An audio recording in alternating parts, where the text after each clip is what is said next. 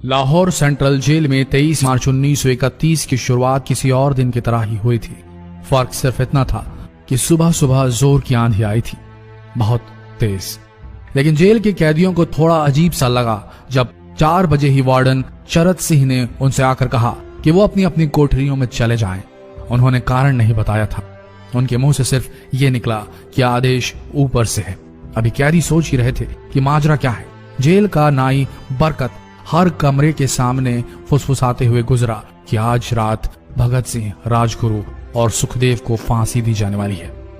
उस क्षण की निश्चिंता ने उनको झकझोर कर रख दिया।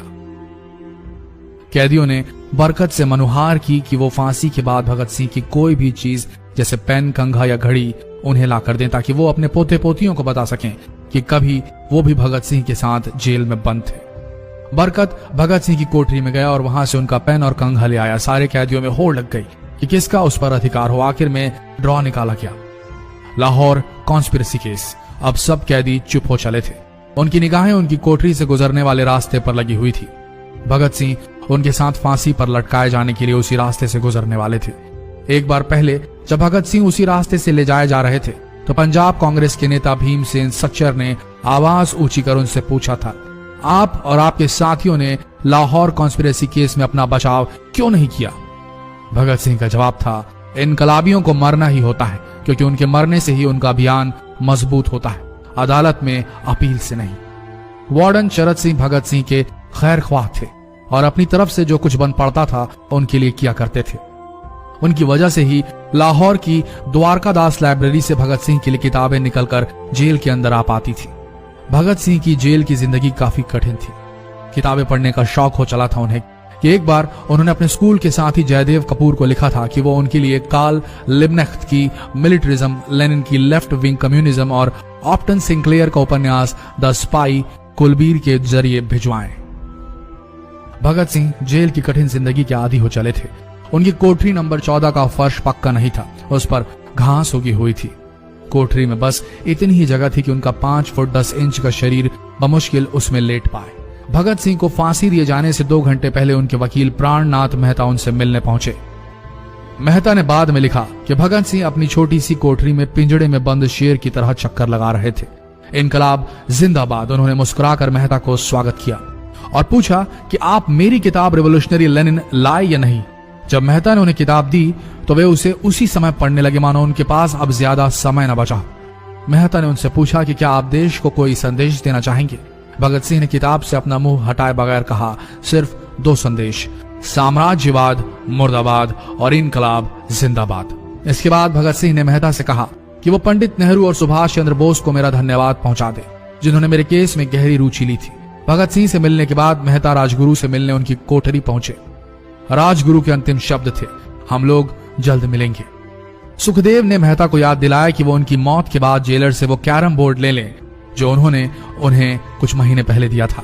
मेहता के जाने के थोड़ी देर बाद जेल अधिकारियों ने तीनों क्रांतिकारियों को बता दिया कि उनको वक्त से 12 घंटे पहले ही फांसी दी जा रही है। अगले दिन सुबह 6 बजे की बजाय उन्हें उसी शाम 7 बजे फांसी पर चढ़ा दिया जाएगा। भगत सिंह मेहता द्वारा दी गई किताब के कुछ पन्ने ही पढ़ पाए थे। उनके मुंह से निकला, क्या आप मुझे इस किताब का एक अध्याय भी खत्म करने नहीं देंगे? भगत सिंह ने जेल के मुस्लिम सफाई कर्मचारी बेबे से अनुरोध किया कि वो उनके लिए उनको फांसी दिए जाने से 1 दिन पहले शाम को अपने घर से खाना जरूर लाएं। लेकिन बेबे भगत सिंह की इच्छा पूरी नहीं कर सके क्योंकि भगत सिंह को 12 घंटे पहले फांसी देने का फैसला ले लिया गया और बेबे जेल के गेट के अंदर ही नहीं घुस पाए। थोड़ी देर बाद तीनों क्रांतिकारियों को फांसी की तैयारी के लिए उनकी कोठरियों से बाहर निकाला गया। भगत सिंह, राजगुरु और सुखदेव ने अपने हाथ जोड़े और अपना प्रिय आजादी गीत गाने लगे। कभी वो दिन भी आएगा कि जब आजाद होंगे हम, या अपनी ही जमीन होगी या अपना आसमान होगा। फिर इन तीनों का एक एक करके वजन लिया गया। सबके वजन बढ़ गए थे। इन सब से कहा गया कि अपना आखिरी स्नान करें। फिर उनको काले कपड़े पहनाए गए लेकिन उनके चेहरे खुले रहने दिए गए। शरद सिंह ने भगत सिंह के कान में फुसफुसा कर कहा कि वाहे गुरु को याद करो। फांसी का तख्ता भगत सिंह लिए बोले, पूरी जिंदगी मैंने ईश्वर को याद नहीं किया। असल में मैंने कई बार गरीबों के कलेश के लिए ईश्वर को कोसा भी है। अगर मैं अब उनसे माफी मांग लूं तो वो कहेंगे कि इससे बड़ा डरपोक कोई नहीं। इसका अंत नजदीक आ रहा है, इसलिए ये माफी मांग रहा है। जैसे ही जेल की घड़ी ने 6 बजाया, कैदियों ने दूर से आती कुछ पद चांपें सुनी। उनके साथ भारी बूटों के जमीन पर पड़ने की आवाजें भी आ रही थी। साथ में एक गाने का भी दबा स्वर सुनाई दे रहा था। सरफरोशी की तमन्ना अब हमारे दिल में है। सभी को अचानक जोर जोर से इनकलाब जिंदाबाद और हिंदुस्तान आजाद हो के नारे सुनाई देने लगे। फांसी का तख्ता पुराना था, लेकिन फांसी देने वाला काफी तंदुरुस्त। फांसी देने के लिए मसीह जल्लाद को लाहौर के पास शाहदरा से बुलवाया गया था। भगत सिंह इन तीनों के बीच में खड़े थे।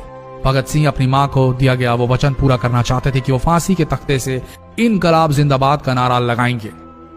लाहौर जिला कांग्रेस के सचिव पिंडी दास सोंधी का घर लाहौर सेंट्रल जेल से बिल्कुल लगा हुआ था। भगत सिंह ने इतनी जोर से इनकलाब जिंदाबाद का नारा लगाया कि उनकी आवाज सोंधी के घर तक सुनाई थी। उनकी आवाज सुनते ही जेल के दूसरे कैदी भी नारे लगाने लगे। तीनों युवा क्रांतिकारियों के गले में फांसी की रस्सी डाल दी गई, उनके हाथ और पैर बांध दिए गए। तभी जल्लाद ने पूछा, सबसे पहले कौन जाएगा? सुखदेव ने सबसे पहले फांसी पर लटकने की हामी भरी। जल्लाद ने एक एक कर रस्सियां खींची और उनके पैरों के नीचे लगे तख्तों को पैर मारकर हटा दिया। काफी देर तक उनके शव तख्तों से लटकते रहे। अंत में उन्हें नीचे उतारा गया और वहां मौजूद डॉक्टरों लेफ्टिनेंट कर्नल जे नेल्सन और लेफ्टिनेंट कर्नल NS सोंधी ने उन्हें मृत घोषित किया। एक जेल अधिकारी पर फांसी का इतना असर हुआ कि जब उससे कहा गया कि वो मृतकों की पहचान करें तो उसने ऐसा करने से इनकार कर दिया। उसे उसी जगह पर निलंबित कर दिया गया अंग्रेजों द्वारा। एक जूनियर अफसर ने यह काम अंजाम दिया। पहले योजना थी कि इन सब का अंतिम संस्कार जेल के अंदर ही किया जाएगा, लेकिन फिर यह विचार त्यागना पड़ा जब अधिकारियों को आभास हुआ कि जेल से धुआं उठते देख बाहर खड़ी भीड़ जेल पर हमला कर सकती है। इसलिए जेल की पिछली दीवार तोड़ी गई। उसी रास्ते से ट्रक जेल के अंदर लाया गया और उस पर बहुत अपमानजनक तरीके से उन शवों को एक सामान की तरह लाद दिया गया। पहले तय हुआ था कि उनका अंतिम संस्कार रावी के तट पर किया जाएगा, लेकिन रावी में पानी बहुत ही कम था, इसलिए सतलज के किनारे शवों को जलाने का फैसला लिया गया। उनके पार्थिव शरीर को फिरोजपुर के पास सतलज के किनारे लाया गया। तब तक रात के 10 बज चुके थे। इस बीच उप पुलिस अधीक्षक कसूर सुदर्शन सिंह कसूर गांव से एक पुजारी जगदीश अचरज को बुला लाए। अभी उनमें आग लगाई ही गई थी कि लोगों को इसके बारे में पता चल गया। जैसे ही ब्रितानी सैनिकों ने लोगों को अपनी तरफ आते देखा, वो शवों को वहीं छोड़कर अपने वाहनों की तरफ भागे। सारी रात गांव के लोगों ने उन शवों के चारों ओर पहरा दिया। अगले दिन दोपहर के आसपास जिला मजिस्ट्रेट की दस्तखत के साथ लाहौर के कई इलाकों में नोटिस चिपकाया गया, जिसमें बताया गया कि भगत सिंह, सुखदेव और राजगुरु का सतलज के किनारे हिंदू सिख रीति से अंतिम संस्कार कर दिया गया है। तो ये थे भगत सिंह की जिंदगी के वो 12 आखिरी घंटे।